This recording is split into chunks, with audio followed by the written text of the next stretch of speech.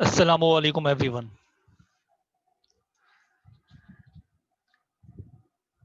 Let's start today's class with the review of last class.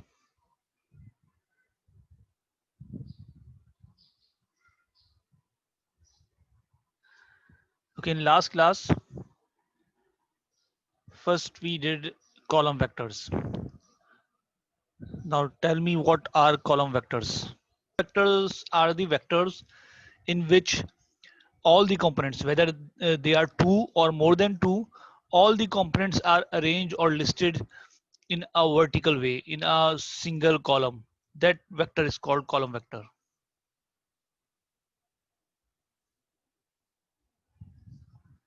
Okay, Suraksha, I will.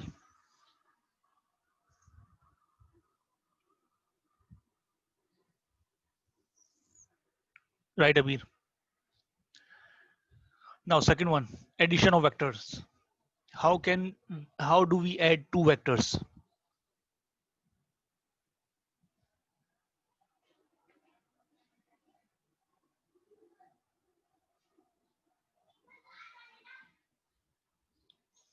So in addition or in subtraction of vectors, we add or subtract x components and y components, like this one. X component to x component and y component to y component. Okay, now third one, scalar multiplication.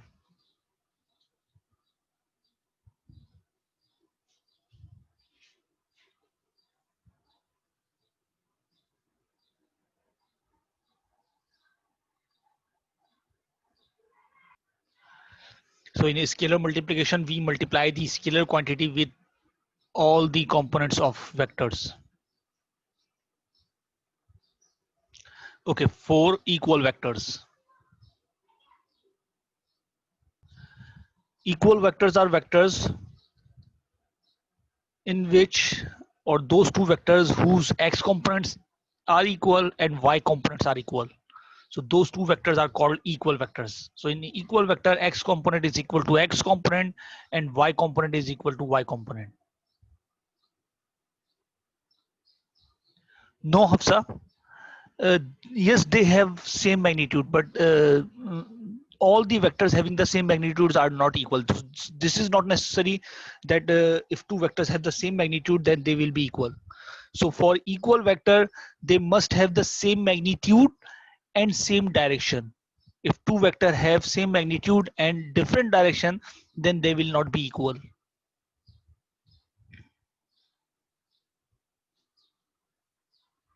Right, Sundas?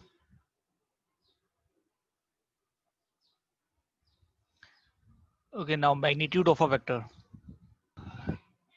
Vectors are parallel if they have same directions. So in lines, we call those two lines having the same direction. We call them parallel. So if two lines have the same direction, we call them parallel lines. And in the vector, the same things we use. If two vectors have the same direction, then we call them parallel vectors.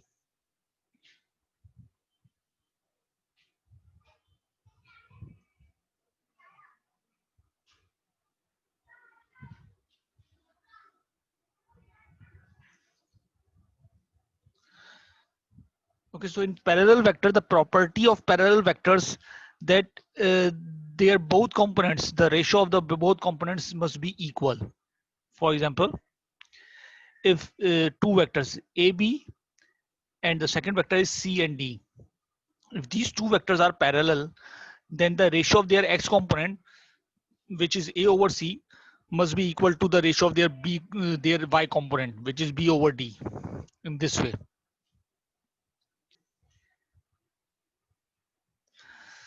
so we divide the ratios of we divide their components. So when we divide x component with x component and y component with y component, so the answer will be equal. That's why these two vectors are parallel.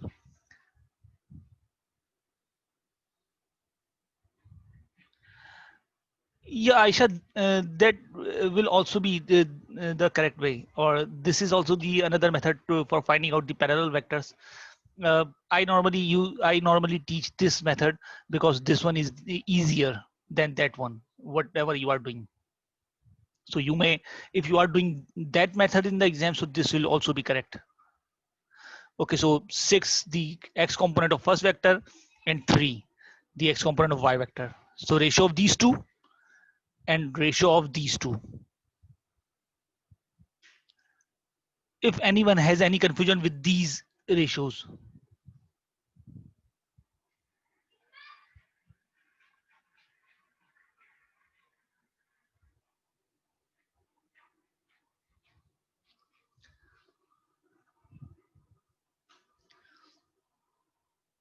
So we are taking ratios of x component. So first component of both vectors in our left hand side, and at the right hand side we have second components of both ratios of both vectors.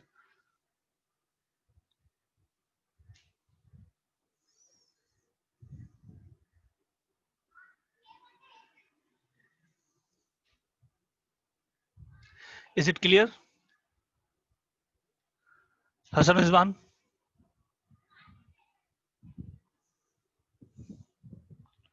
So it is 2 is equal to 2, both sides reduced to 2. So that's why these two vectors are parallel. Now always remember that if you are writing any vector in the numerator, for example, this 6 is written here, the 6 is the component, x component of a vector. Of if it is written in the numerator like 6 over 3, so in the other side the y component of the first vector must be written in the numerator. If someone write it 6 over 12,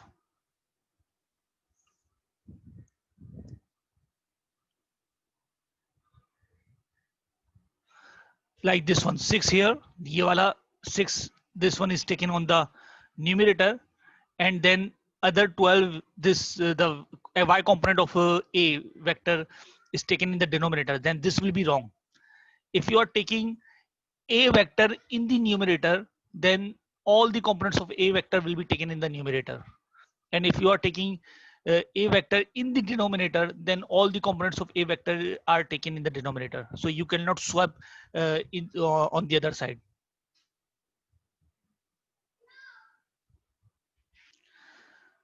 Okay, now try this one. Just try to find out that whether these two vectors are parallel or not. You have 2 minutes for this.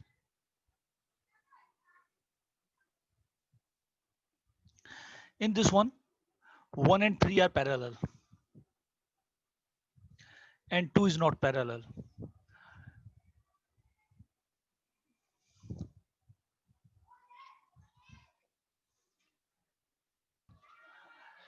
Another type of question in of parallel vectors, if two vectors are given and saying that they are parallels and one component is missing, like here we have first vector 2 and minus 3 and the second vector is 8 and y, and these two vectors are parallel.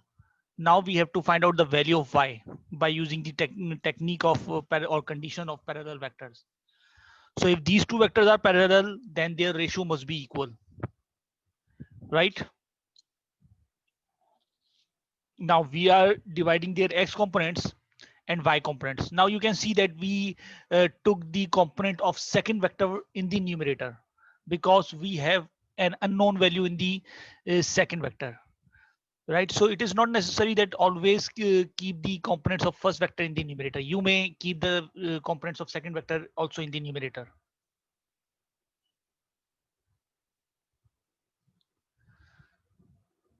So now you are going to cross multiply, and this will becomes minus 24 is equal to 2y, and y becomes minus 12.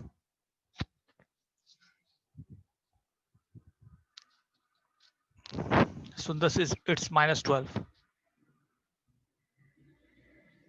can now try this one, everyone.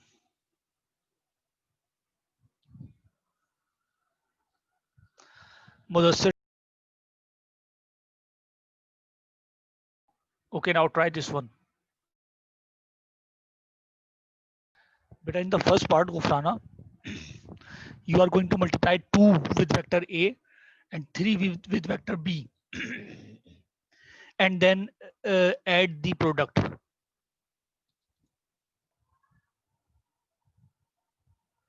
2 with this vector and 3 with this vector.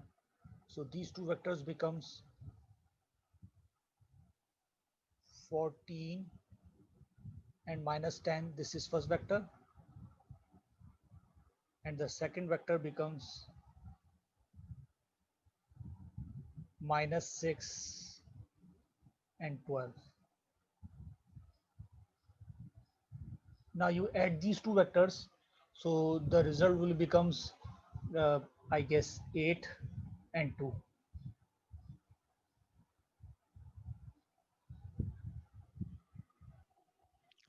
No, you cannot simplify the answer.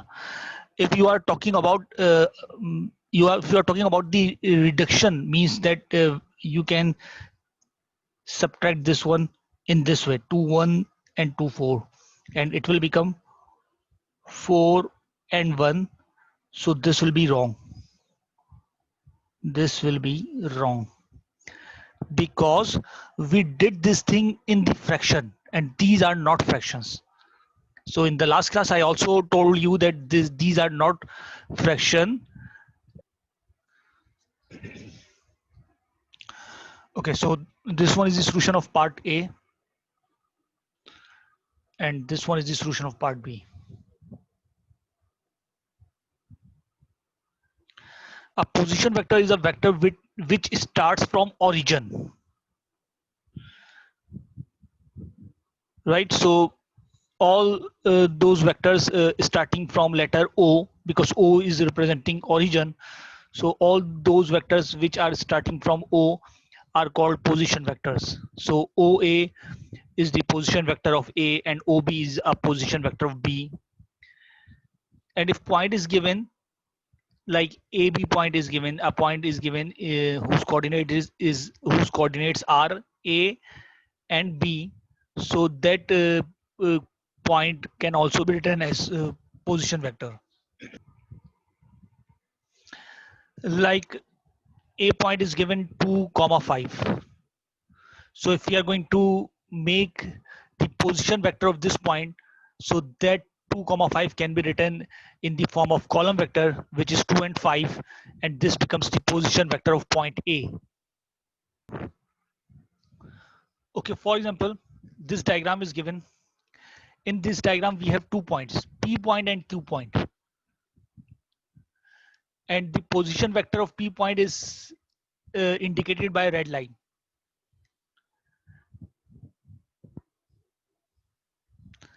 And this is Q point, and the position vector of this Q point is the second line. Any confusion with these two lines?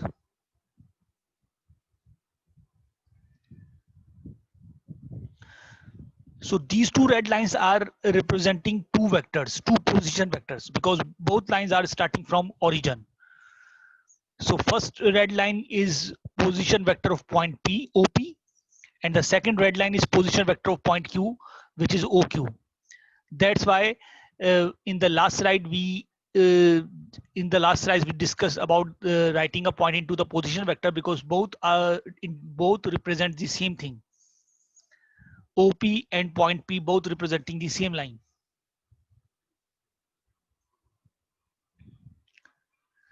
Now by the combination of these two red lines, we have another vector, this one, and this vector is called PQ. Now how can we find out PQ by using these two position vector? So if we are going to find out PQ by using the position vectors of P and Q, then the equation will be PQ is equal to OQ minus OP.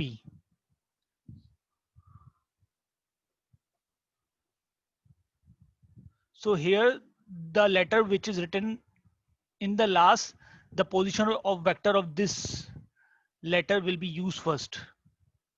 So it's PQ, so the position vector of Q will be written first, and then the position vector of P.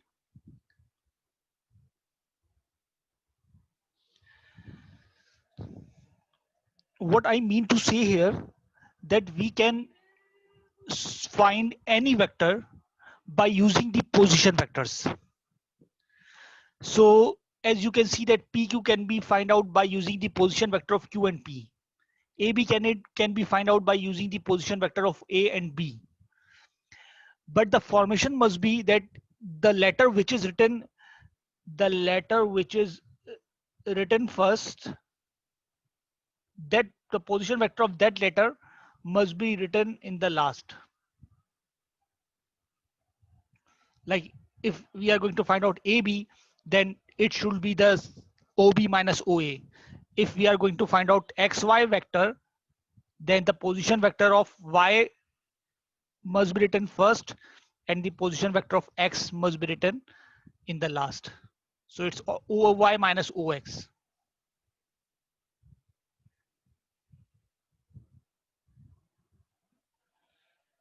So we can find out any vector by using the position vectors. If two position vectors are given, then we can find out the vectors by the difference of these two position vectors.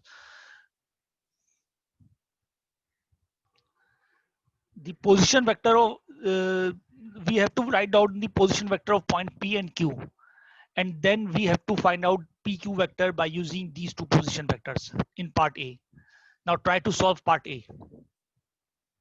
In part A, the position vector of P is 2 and minus 3, and the position vector of Q is 4 and 1. And now the vector PQ can be find out by the subtraction by the difference of these two vectors. So OQ should be written first and then OP. So the difference of these two vectors becomes 2 and 4. Is it clear to everyone?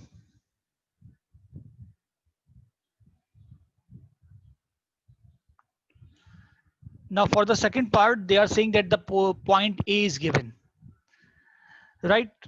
And we have to find out point B while the vector AB is given. So point A can be written as a position vector of A, right? Any confusion with this one?